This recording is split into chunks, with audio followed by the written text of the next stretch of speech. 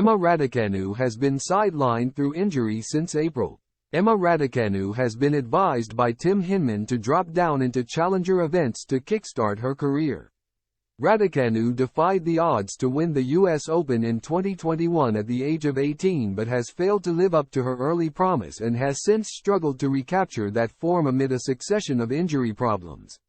Raducanu became the first qualifier in history to win a Grand Slam when she saw off Leylah Fernandez in the showpiece event at Flushing Meadows.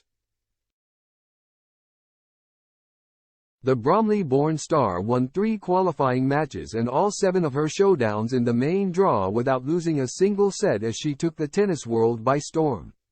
The 21-year-old, who reached the 4th round of Wimbledon just 2 months before her triumph in New York, has failed to make it beyond the 2nd round of any of the majors since tasting Grand Slam success.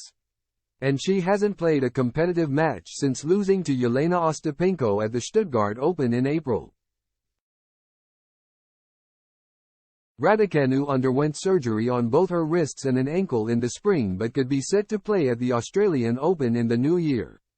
However, the star could be forced to play in qualifying just to reach the main draw.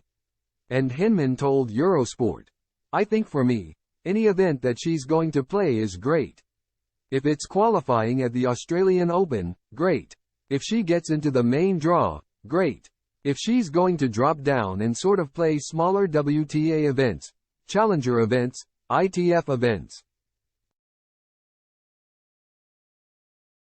It does not matter. Just to be on the court competing and staying injury-free.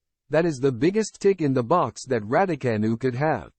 Meanwhile, Hinman has spoken about Naomi Osaka, who could also return to action at the Australian Open nearly 18 months after competing in her previous tournament. The Japanese ace took a break from tennis for mental health reasons and to start a family. "I think it's massively exciting to have Osaka coming back because she just played such incredible tennis in the slams," Hinman added. "But she obviously had her struggles mentally.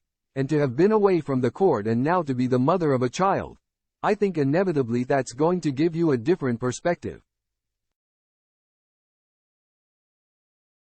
When the pressure is slightly off from within, then I think when you get that type of freedom, you can play some of your best tennis.